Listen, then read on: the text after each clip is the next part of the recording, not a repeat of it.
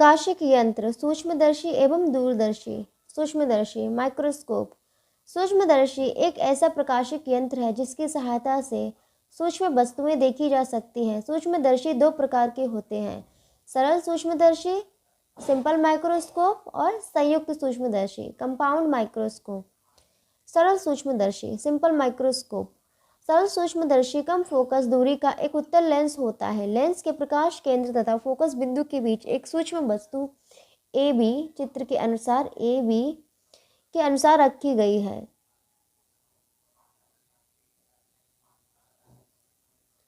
Lens द्वारा वस्तु का बड़ा आभासी तथा सीधा प्रतिबिंब ए बी बनता है। ये और बी प्रतिबिंब बन रहा है। इसे स्पष्ट देखने के लिए लेंस से वस्तु ए बी की दूरी को इस प्रकार समायोजित करते हैं कि वस्तु का प्रतिबिंब ए बी आंख से स्पष्ट दृष्टि की न्यूनतम दूरी पर बने। संयुक्त सूक्ष्मदर्शी। संयुक्त सूक्ष्मदर्शी द्वारा सूक्ष्म वस्तु का प्रतिबिंब सरल सूक्ष्मदर्शी की अपेक्षा बहुत बड़ा बनता है। दिए गए चित्र के अनुसार संयुक्त सूक्ष्मदर्शी में एक ही अक्ष पर दो उत्तल लेंस लगे हुए होते हैं। जो लेंस वस्तु की ओर होता है उसे अभिदृश्यक लेंस ऑब्जेक्टिव लेंस कहते हैं, और जो लेंस आंख की ओर होता है उसे अभिनेत्र लेंस आई लेंस कहते हैं। ये आंख की तरफ है लेंस, उसे ये वाला इसे आई लेंस कहेंगे, और ये दूसरी तरफ है तो इसे अभिदृश्यक लेंस बोलेंगे। अभिदृश्यक लेंस का द्वारक तथा फोकस दूरी अभिनेत्र लेंस के द्वारक तथा फोकस दूरी से कम होती है।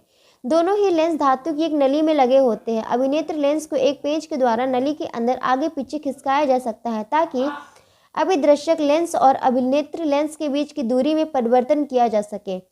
जिस वस्तु ए को सूक्ष्मदर्शी से देखना होता है उसे अभिदृश्यक लेंस के सामने अभिदृश्यक लेंस के फोकस दूरी से कुछ अधिक दूरी पर रख दिया जाता है, जैसा कि चित्र में दिखाया गया है। वस्तु ए बी का अभिदृश्यक लेंस से वास्तविक उल्टा तथा बड़ा प्रतिबिंब A1 B1 बनता है। प्रतिबिंब A1 B1 अभिनेत्र लेंस के लिए वस्तु का कार्य करता है।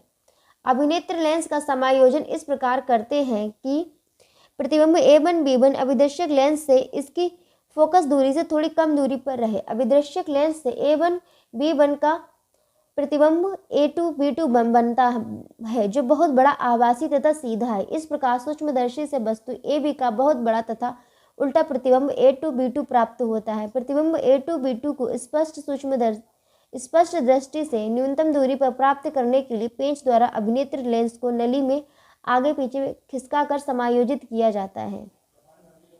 ये देखिए, तो ये है A और B, और ये है A1 और ये है B1, और यहाँ पे है A2 और यहाँ पे B2।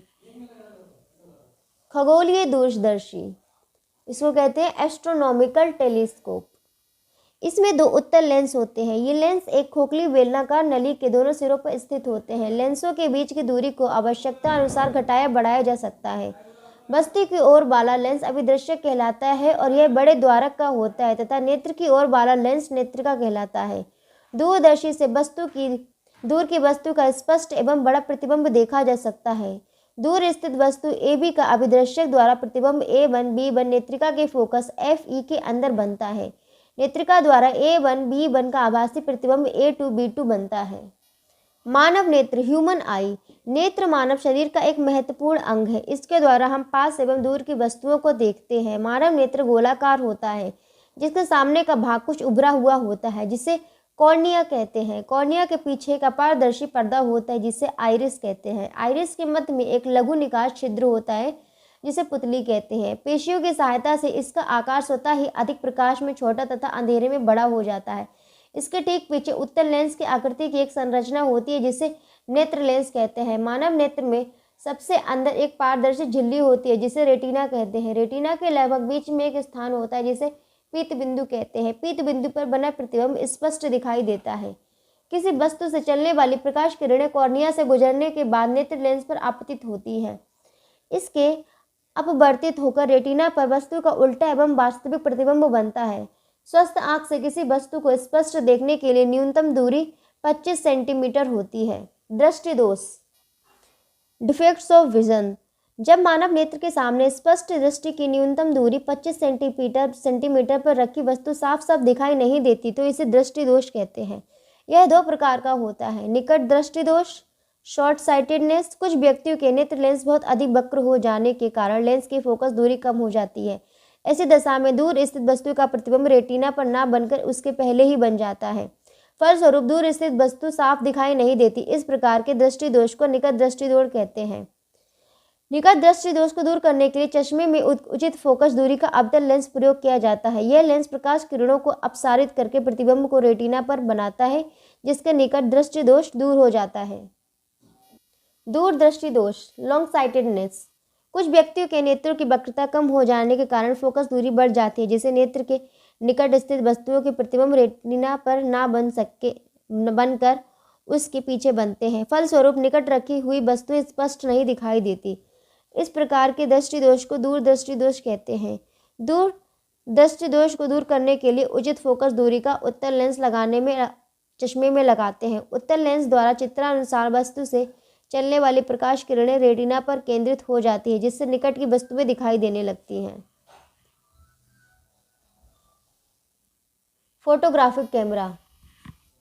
फोटोग्राफिक कैमरा एक ऐसा उपकरण है जिसकी सहायता से किसी वस्तु या व्यक्ति का स्थायी प्रतिबिंब फोटोग्राफिक प्लेट या फिल्म पर प्राप्त किया जा सकता है। फोटोग्राफिक कैमरे में उत्तल लेंस का उपयोग होता है।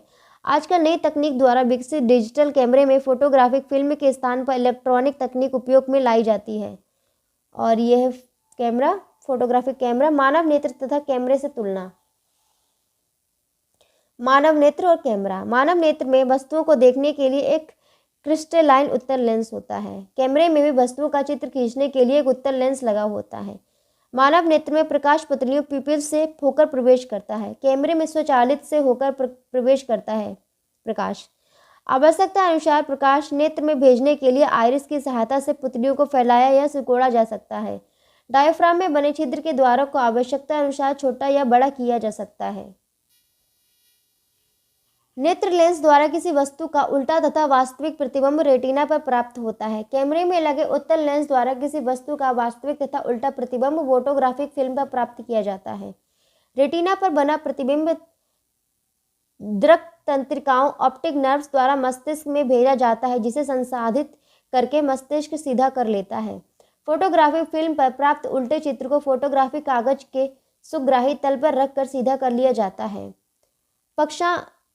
पक्षमाभिकी पेशियों सीलियरी मसल्स द्वारा नेत्र लेंस के फोकस दूरी में आवश्यकता अनुसार समायोजन किया जा सकता है ताकि किसी वस्तु का प्रतिबिंब रेटिना पर प्राप्त किया जा सके।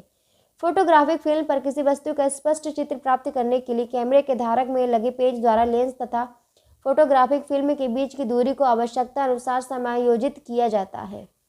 तो ये पार्ट यहाँ पर ख़त्म हो गया है। इसके अगली वीडियो में हम इस पार्ट के जो भी अभ्यास प्रश्न है ये देखेंगे।